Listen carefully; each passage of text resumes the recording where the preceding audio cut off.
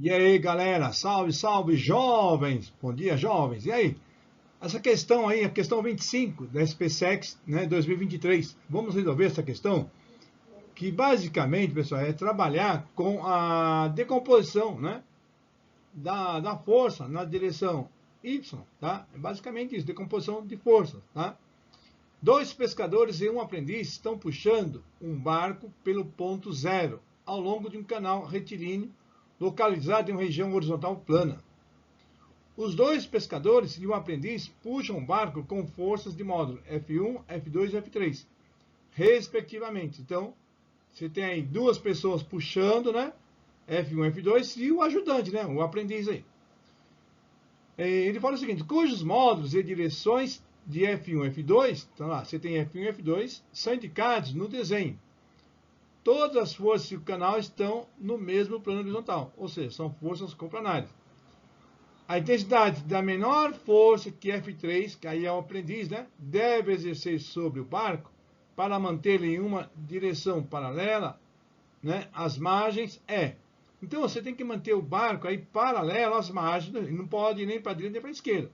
Mas se a gente trabalhando as margens do rio como eixo X, então vai ter que pensar na decomposição na direção Y, tá? Aí são dados, né? Seno e cosseno de 30, certo? E a gente vai trabalhar com seno e cosseno de 30, praticamente seno, né? Porque na direção Y, vamos trabalhar com seno. Certo, jovens? Então, pessoal, a partir do desenho, você sabe que a força 1 forma um ângulo de 60 graus e a força 2 forma um ângulo de 30 graus com as margens do canal, certo? Então, aí a gente vai chamar as margens do canal de direção X, né? E as forças que vão manter esse barco, né? Paralelo às margens, elas estarão no eixo Y, tá? Então, você vai ter o F1Y, F2Y e F3Y. Só como é só F3, né?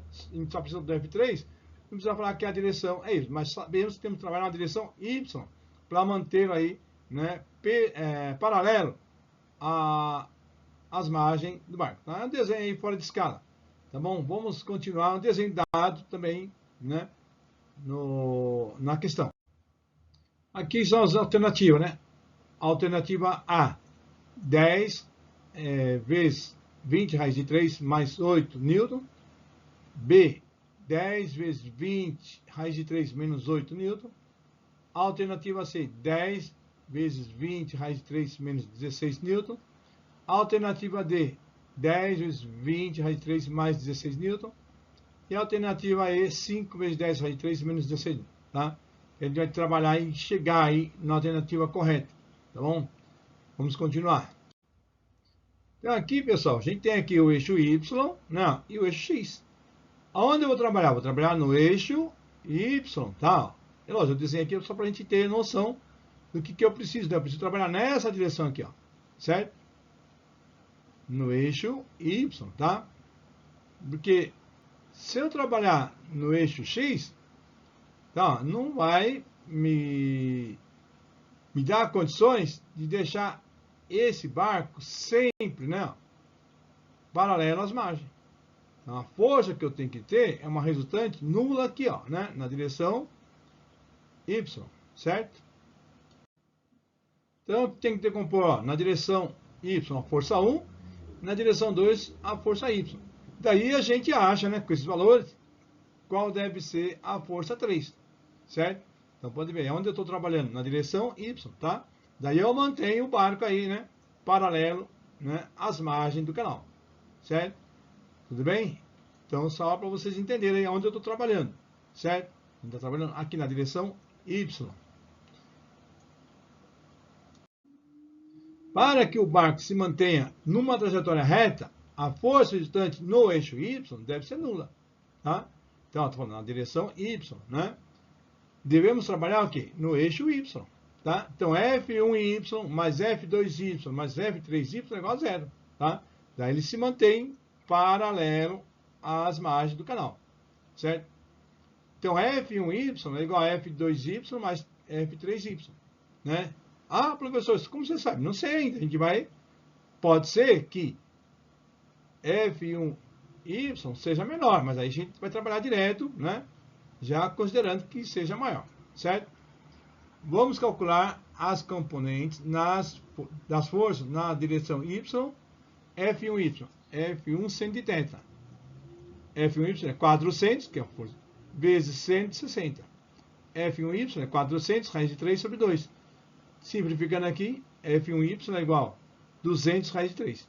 Então aqui eu já tenho, né? Ó, deixa eu ver se eu acho uma canequinha aqui. Aqui eu já tenho quem é a componente, né, na direção y da força 1, certo? Então, F1y é igual a 200 raiz de 3 newton, tá? A força da Newton, a gente não esquece, né? Certo? Agora, pessoal, vamos fazer a mesma coisa para F2y, né? Então, F2y é igual a F2 seno de θ, né? Nesse caso, o seno de 30 é meio, né? Que a força 2 forma um ângulo de 30 graus com as margens do canal. F2y é igual a 320, ó, vezes seno de 30. F2y, 320 vezes meio, que vai dar 160 newton. Então a gente já tem, né, a força 1y e a força 2y. Está faltando achar o quê? A força 3, que está na mesma direção e mesmo sentido de F2y. Não, certo? Agora que a gente já sabe F1y e F2y, a gente pode achar aí o F3. Tá? Agora podemos achar a intensidade da força F3 no eixo y. Então, F1y é igual a F2y mais F3y. Vai ser 200 raiz de 3, não, que é igual a 160 mais F3. Tá? Então, aqui é a F2y e aqui é F3, certo?